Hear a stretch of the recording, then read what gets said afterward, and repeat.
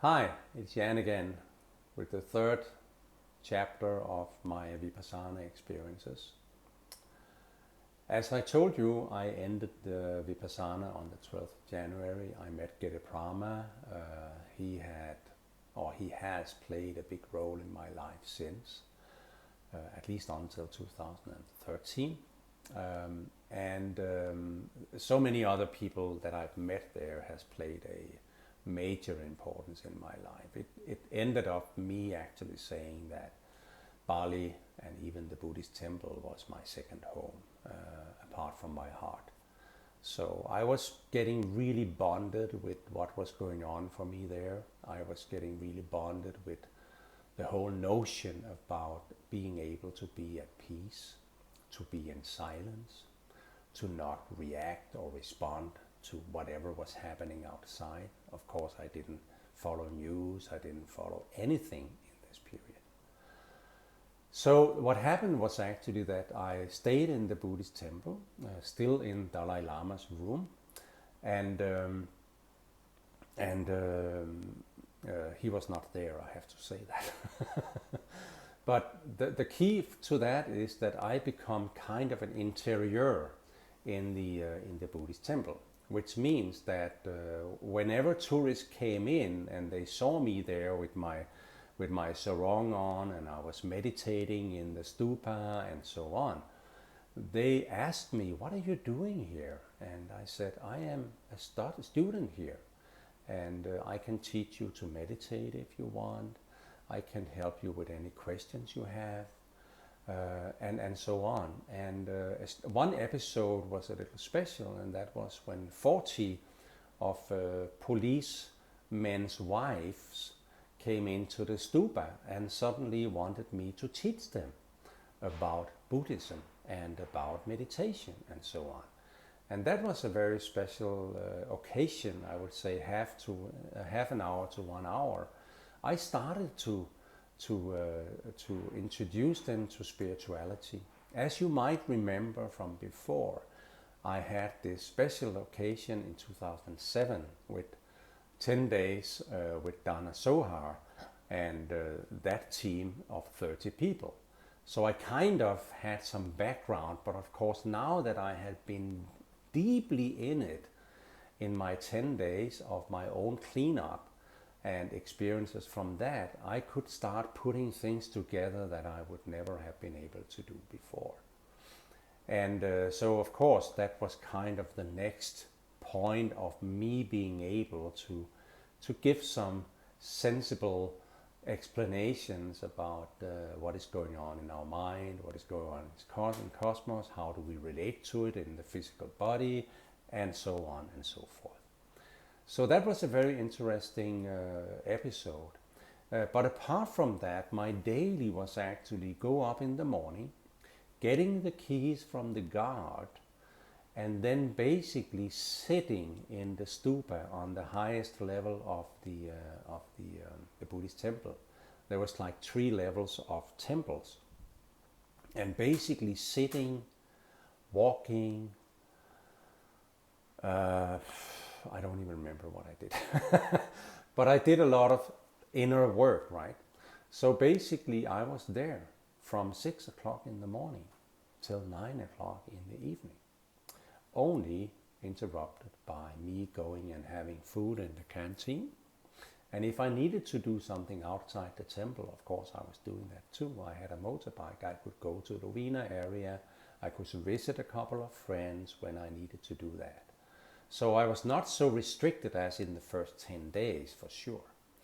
And that was helpful because it also, the funny thing is that people started to calling me the white monk from Brahma Vihara when I came into Lovina. So that was a funny episode as well. But it was also an episode, a situation where I was really in trouble related to money.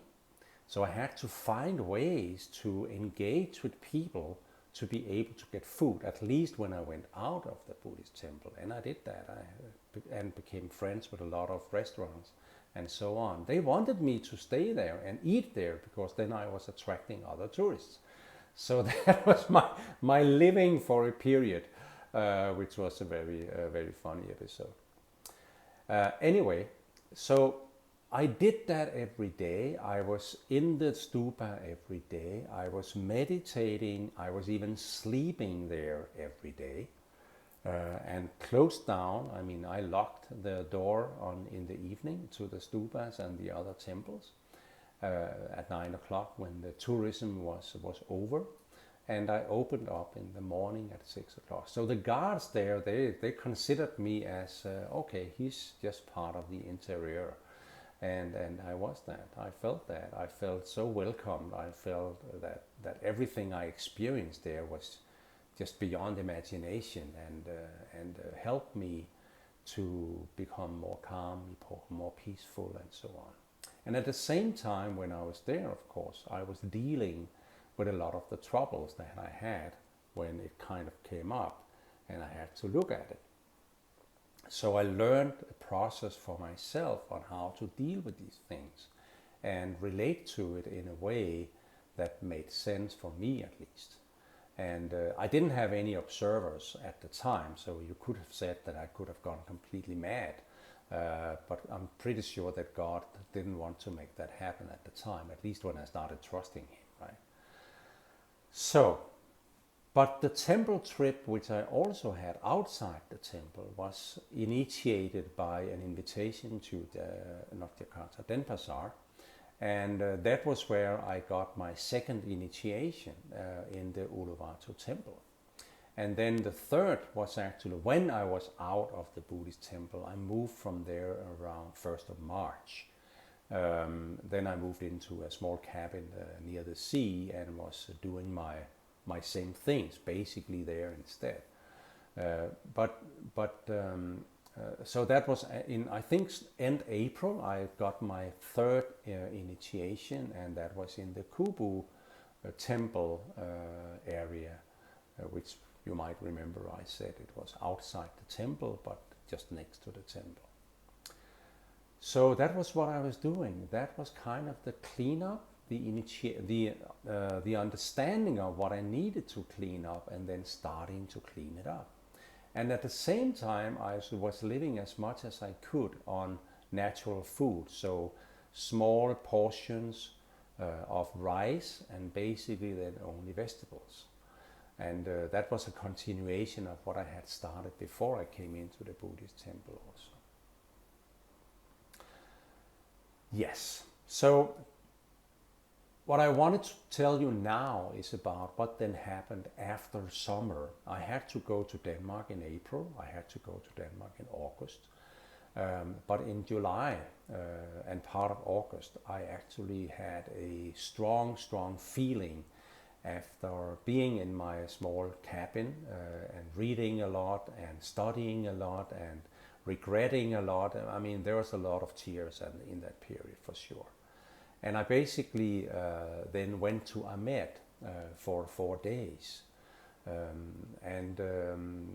That was a very special experience. I was renting a small room on a mountaintop basically, which had view over the ocean, complete wide view over the ocean. I could see whales out there and so on. So outside very beautiful, but I meditated like I had learned to do now, frequently of course, but this was whole days. And I just asked them to come with food for me like 2 or 3 times, 2 times a day. And they did that. So when I heard they were scrambling with the food, I stopped my meditation and took some food. But at that time, you might remember I mentioned that I didn't trust my inner self. I didn't trust what messages I got from inside.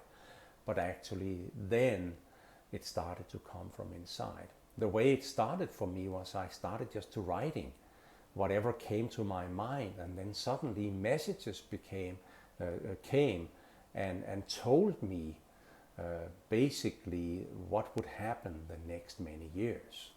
And of course that was a special experience. I got around more than 100 messages at that time on everything, and how I would evolve into these spiritual matters, how I would be used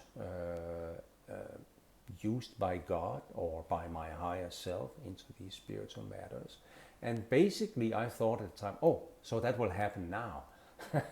But no, it's not really starting to happen until much, much later. So from 2014 and 15 it started to happen.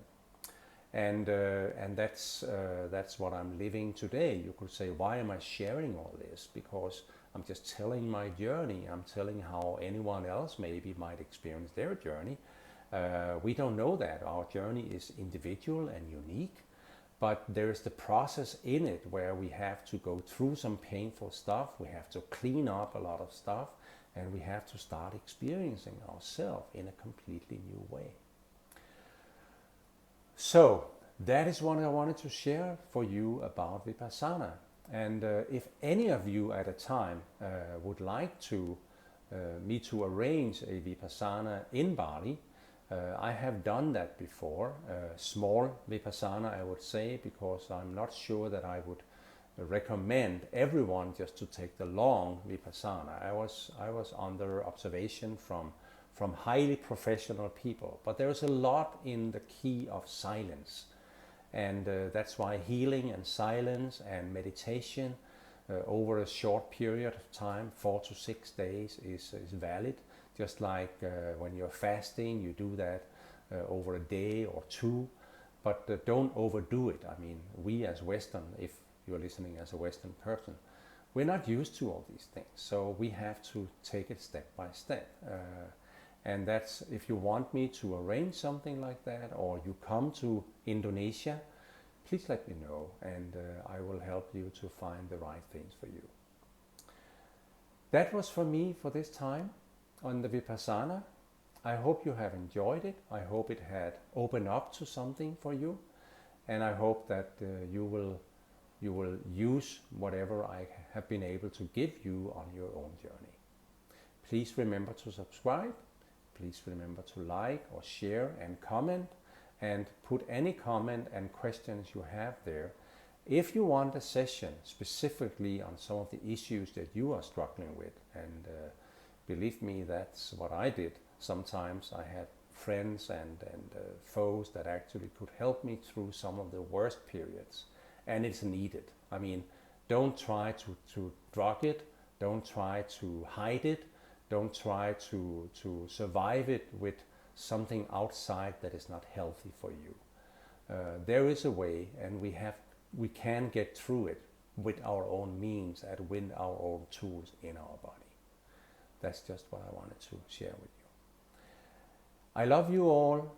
I welcome you all to my next video or any of the other videos that is there already. Just let me know if you need something that can help you on your journey. Thank you very much. Love you all. See you soon again.